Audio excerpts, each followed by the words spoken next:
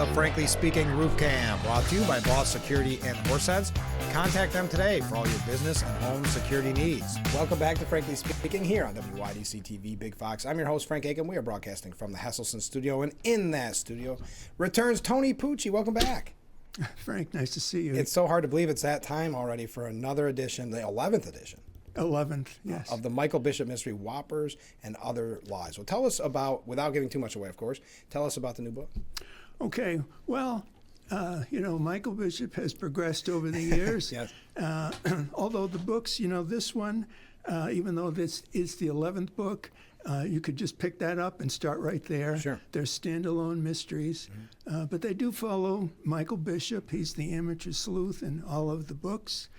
He's a retired English teacher. Well, now he's a retired English teacher.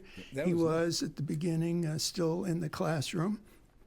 And this will be the first book where he's fully retired, too, right? In the last book, he had gone to Venice, Italy. Oh, that's right, yeah. And that was the beginning of it.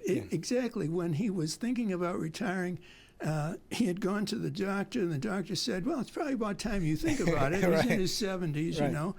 And the doctor said, well, when you're retired, maybe you could go on a vacation. Yeah. And that was the Venice, Italy. Right. You could do volunteer work, which connects to Whoppers and Other Lies. And the third suggestion was that maybe he would write a mystery novel. Perfect. So I was thinking, actually, that in one of the books, what I would do is have Michael Bishop be writing a mystery story while there's actually a mystery story going on. What a great idea. And see if I could, work that out. Wow. But I ended up going with volunteer work. This one's going to be easy. Next one. It seemed a little safer, So he's, he gets involved in a local, volunteer opportunity.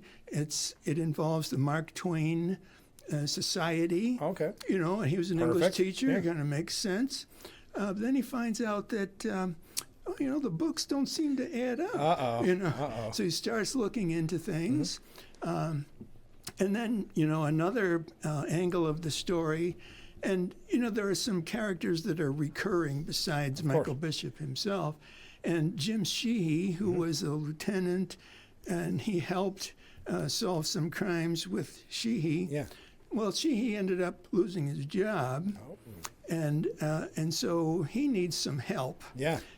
Sheehy himself needs some help, and Michael Bishop gets involved with that, and that turns into kind of a big kerfuffle, and so things develop that way. And I should tell you, and I know you've read all the other books, and you kind of look forward to seeing some of the recurring characters. Totally. Yeah. One of them this might be the last book. Oh, no. Oh, no. For one of them. Oh, no. So that's something to... Well, if anybody that watched, that keeps you hooked already, because now I'm dying to know. Something to look forward to.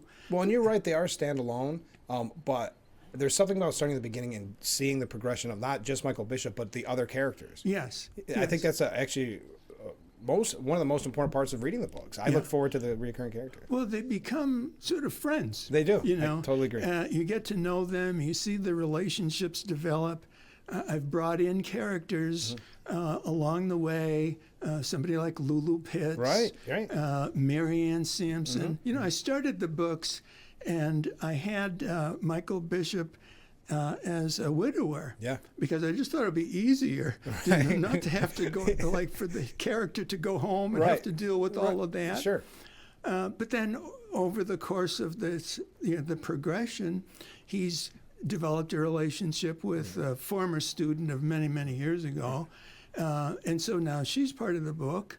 And I like that dynamic, too. And her daughter is this Lulu Pitts, who's the assistant principal at the school.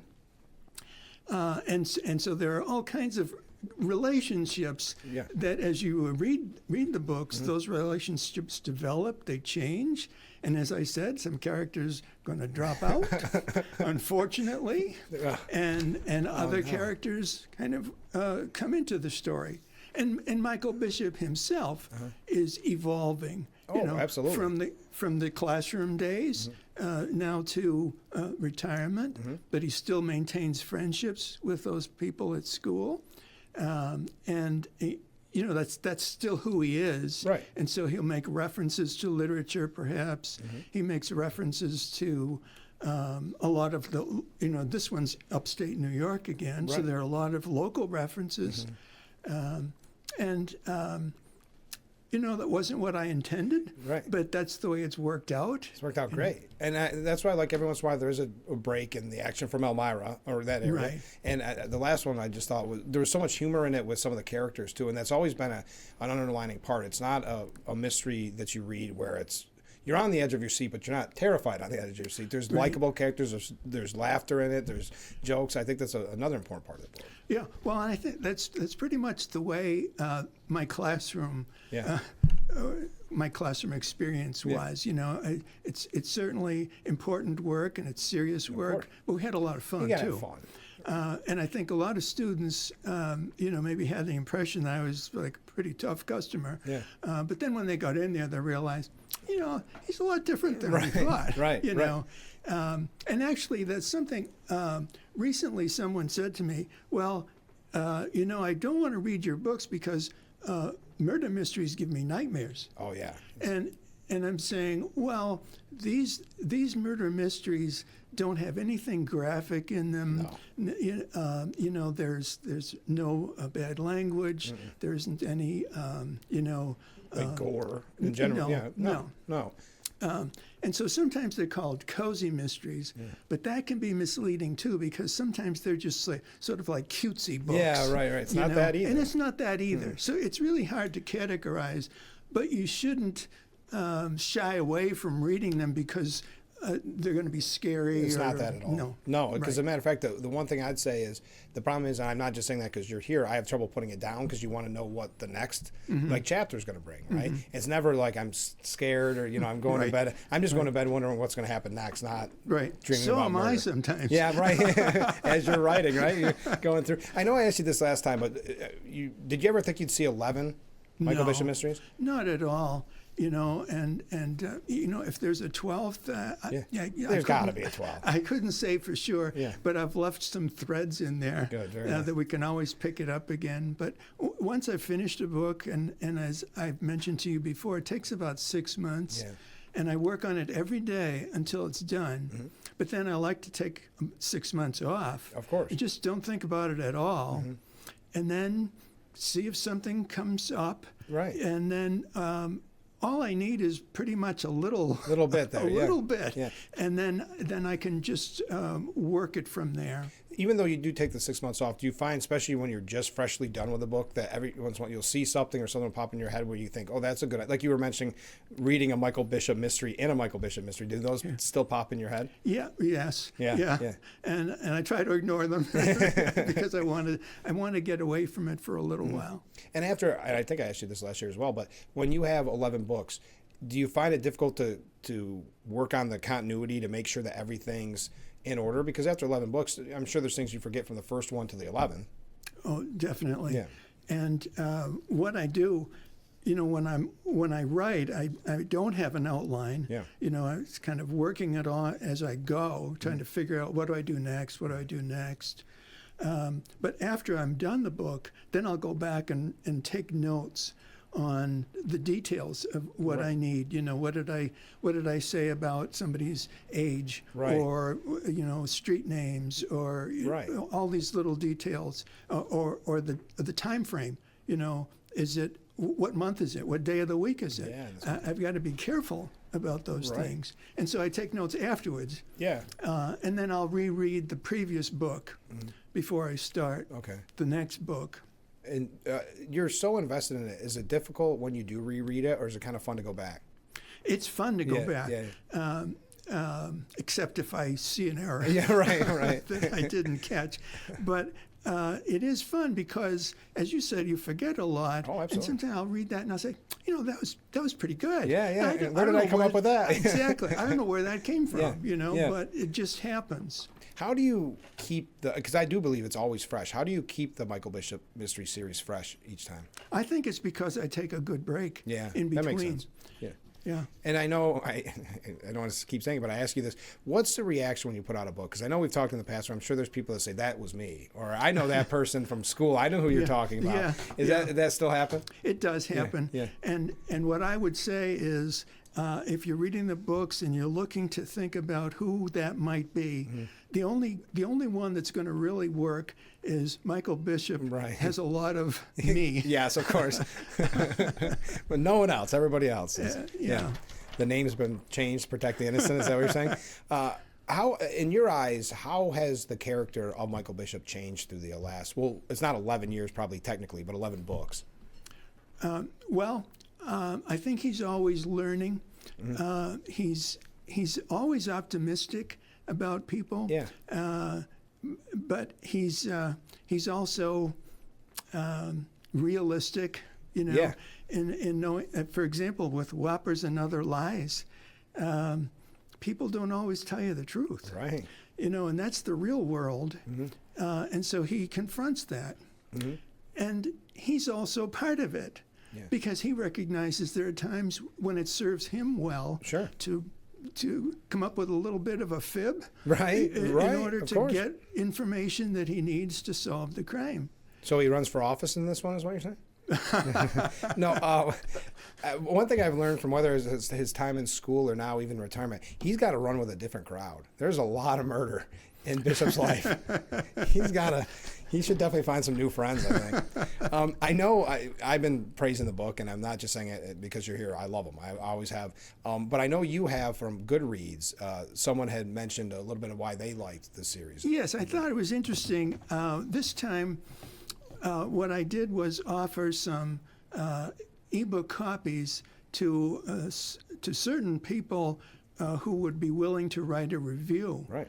And a couple of those reviews are already posted on Goodreads. That's great. And if people don't know, Goodreads is a great resource for people that like to read. Right. Yeah. And the reviews wouldn't be on Amazon because you can't put a review on until the book comes out, and the book just came out.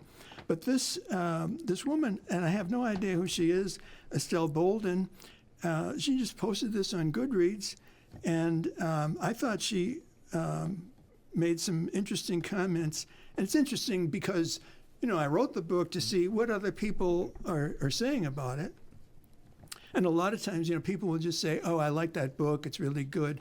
But there's not that kind of specificity or detail as to why.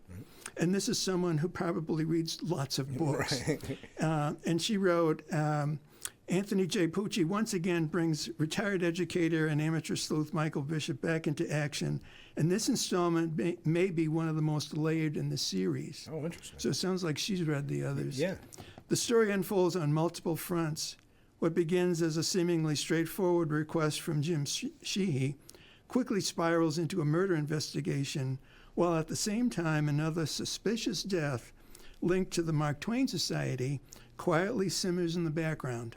The dual mysteries kept me turning pages, and just when I thought I had things figured out, Pucci introduced another twist or unexpected development. Oh, that's really nice. So it's a nice way of explaining. Yeah, without giving too much away either. Right, that it's not just one story, one thread. Yeah. And that's true of all of the books. Exactly. There are several threads, and I kind of work them back and forth, and kind of they merge. Because sometimes you don't want that thread to go away. Right. Do you know what I mean? So because you're investing that, and then you go to another, and you go, what happened? Wait, because you know it's coming. Yeah. But you have to wait patiently. Yeah. Have you found that the audiobooks and the ebooks have been successful, or is it still hard copy that's the best? Well, the ebooks sell the best. Oh, is that right? Yeah. Well, because they're less expensive, and most people have. You can read. You don't have to have a Kindle to read an ebook. Right. Any device, you just download the Kindle app, and then you could read it on your laptop, or you could read it on an iPad, on your phone even. Yeah. I don't know that I'd want to read a book on the phone, but you can do that. So ebooks sell the best.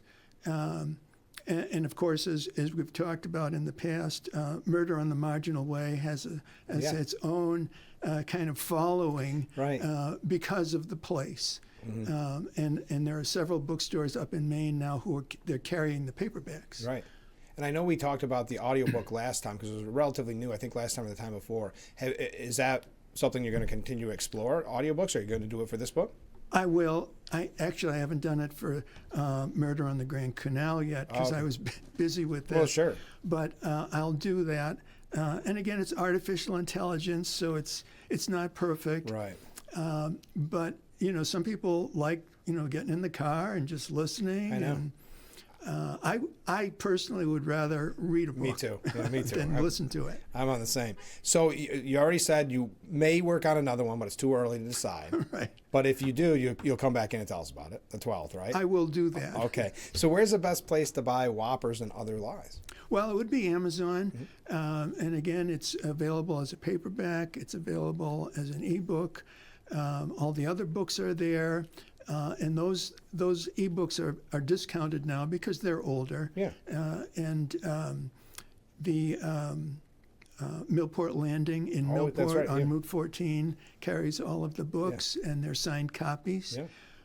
I do have a website, anthonyjpucci.com, and you could go there and read about all of the books, see all the covers of all of the books, and you'll find even interviews that I've done with on Frankly Speaking in the past, and it's just a lot of good information. And there's also the Facebook that you can check out, and the marketing is really that's the hard part. It really is. In a way, writing the book. I can do that, but the marketing, and it's when you consider there are about 4 million books that come out a year. That's wild. There's a lot of competition out there. Say. And one thing I can say conclusively about my books is that I've written every word. Right, that's a good point. Where a lot of things now on Amazon, you don't know where they're coming from. Yeah. Is it AI or what? Especially, I learned that when celebrities pass, people basically it's their Wikipedia page thrown in ChatGPT, and they'll put these books out, the biography of whoever. And if you ever buy one, it's about as embarrassing of a read. You know instantly it's not a human. That AI is scary. We don't have to get into that. We don't have time for that. But I want to thank you for giving us so much time. Make sure that you go out and buy the book. And I will say, if you think maybe all 11's overwhelming, you don't know if you want to start with the first, I know that if they get this new book, they'll be hooked and want to go back to the first. That's how it happened with me. I started third or fourth book and went all back and reread them. So, great. All right, we'll see you on the 12th. Okay. All right, okay, the 12th book. We'll see you then. Tony Pucci's been our guest. Stay with us. We'll be right back with Frankly Speaking after this.